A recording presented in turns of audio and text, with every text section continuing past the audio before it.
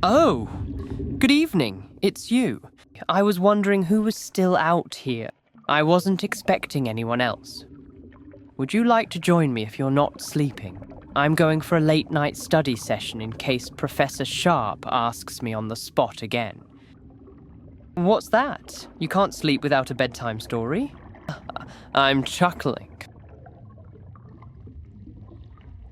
Alright, I'll humor you with a story. I hate to hear you get another detention for sleeping through Transfiguration. Let's see. How about the tale of three brothers? Or how about some fairy tale selections from Muggles? Poppy gave me a few from her last travels. I left them on the desk over there. What's that? You want me to make up a story? With you and me? Ha ha ha ha ha ha. All right. Move over, relax. Let me think. I got one. It's called The Keeper, the Cinder Girl, and Ominis. Are you ready? Comfy? Good. Let's start, shall we? Once upon a whisper of moonlight, in a far-off Muggle kingdom where no wand had stirred the air in many generations, in the lull hidden from magic, between goblin rebellions, and before the forgotten names of true wand work, there lived a girl named Ella, at the edge of a sleepy village cloaked in chimney smoke and forget-me-nots. Ah, yes. You've found yourself in another Cinderella story. It is a fine tale, often told to children during bedtime and plays, with pumpkins that turn to carriages and rodents that ride in velvet hats.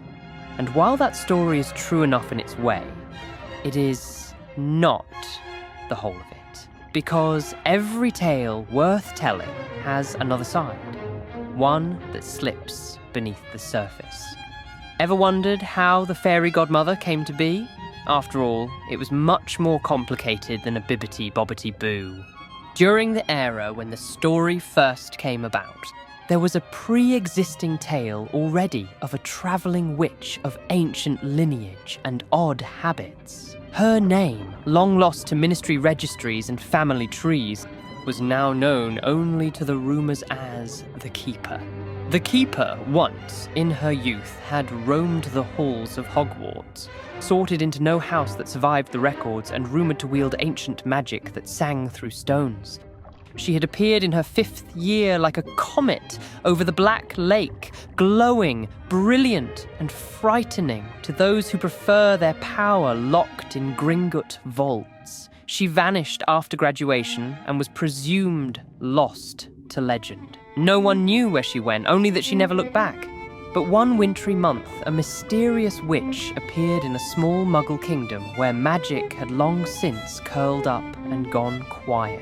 She was on an unknown quest, trying to find something or someone, and thought to stop by to visit an old classmate of hers who went by the name of Ominis Sallow. This wizard was known around the kingdom as a man of silent habits and a sharp mind. Many knew him as the everything owner running a curious little shop by himself tucked between a fishmonger and a chapel. Ominis had long renounced the magical community, and some had done the same. He preferred the quiet rhythms of Muggle life, the predictability of ledgers. His shop sold enchanted oddities to those who didn't know they were enchanted. Lace that never frayed, mirrors that whispered compliments, combs that untangled hair without a tug. He never told customers how they worked, and they never asked why. The Keeper wandered into his shop one late afternoon, wand tucked into the folds of her cloak that hummed and listened for particular requests. Her spellbook, disguised as a barn owl flapping in the sounds of pages and whispers, flew alongside her as a travelling companion, carrying charms and transfigurations she hadn't yet told the ministry about. The bell above the door gave a soft chime, enchanted to sound like a lute string rather than a bell, and Ominis, didn't look up right away. He rarely did, but when the soft sweep of a cloak brushed the floor and the faint scent of minty lavenders drifted in, he paused. He didn't speak. Instead, he closed the ledger gently, turned toward her, and gave the slightest incline of his head, more acknowledgement than a real greeting. The keeper lifted one brow and allowed the ghost of a smile to cross her lips. She tapped her wand once against the hem of her cloak, not a spell, just a shared signal from old school days when the corridors of Hogwarts were louder than they liked. No words passed between them, none were required. Now then, back to our Cinderella story. Where were we? Oh yes, of course. Ella was of no relation to any magic, nor a customer to Ominis. She was merely the girl who visited the local shops when in need of market fare. Now, this girl was quite strange, even to the wizarding kind.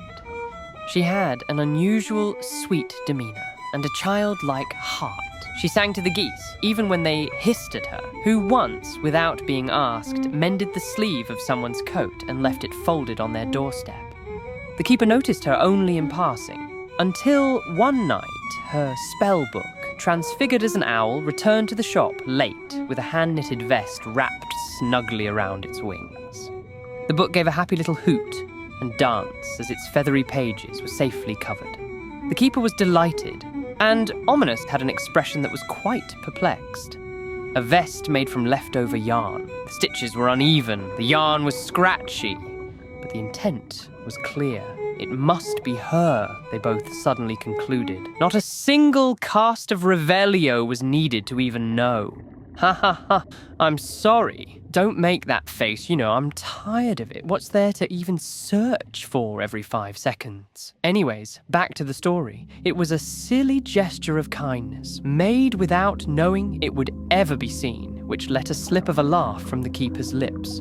It was, as they say in tales like this, the beginning. And so we begin. Not with a slipper, but with a sweater.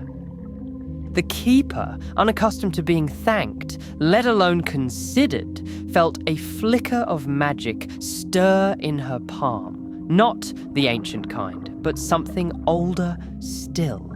Ella had done something no muggle has ever had. She intrigued a witch. For the next few months, the keeper would disapparate now and then to the edge of the village at night, casting concealment charms layered thick enough to fool a dragon. She watched the girl who had unknowingly knitted for a stranger's owl, whispered lullabies to field mice, scrubbed the hearth, and still set aside crumbs for the spiders. Her house was more shadow than home, cracked by the sneers of a stepmother who prized coins over kindness, sisters who wore silks and velvet but lacked compassion and love. "This won't do," murmured the witch as she stirred her tea with a flick of her wand in the quiet room of the shop. "She's far too noble to complain, and far too kind to curse, surrounded day and night by those powder-drenched coin chasers, strutting about like they've got Vila blood and a Gringotts vault to match, trampling her inheritance into tatters with every step." She paused before continuing to say to Ominis, "And the woman who rules over her. Why, a stepmother forged of goblin metal and bitter brews. She's turned that poor girl into a house elf beneath her own roof." Ominis gave a soft hum that lingered. He did not look up from the enchanted kettle, which whistled cheerfully despite having no fire beneath it. "She leaves half a loaf of bread on my doorstep every Wednesday," he said quietly. "Always wrapped in brown paper and tied with string, still warm from the oven, as if she knows." His thumb absently traces a nick in the table's wood grain, before continuing to tell the keeper in a whisper, "I don't eat on Wednesdays, not really. It's the day the orders come in. All the shops need something enchanted before the end of the week, and I forget the time. She must have noticed." Ominis turned forward, pale eyes sharp yet distant, as if he were seeing not the room but something long gone. "I think she's trying to hold on to who she is," he said quietly. "Little things. Small kindnesses, the sort you do when you're trying not to disappear." The keeper tilted her head, watching the steam from the kettle rise in curling silver spirals. "Well then," she said softly, Perhaps it's time someone reminded her she still is.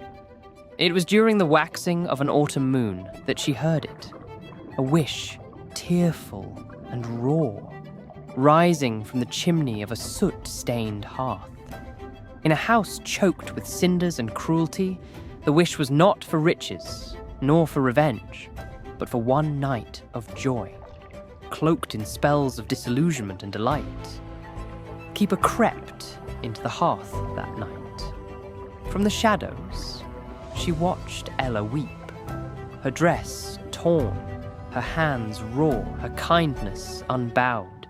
The girl had tried to mend her mother's old gown, but the stepsisters had laughed and ripped it apart. "She is ready," the keeper murmured to the moon.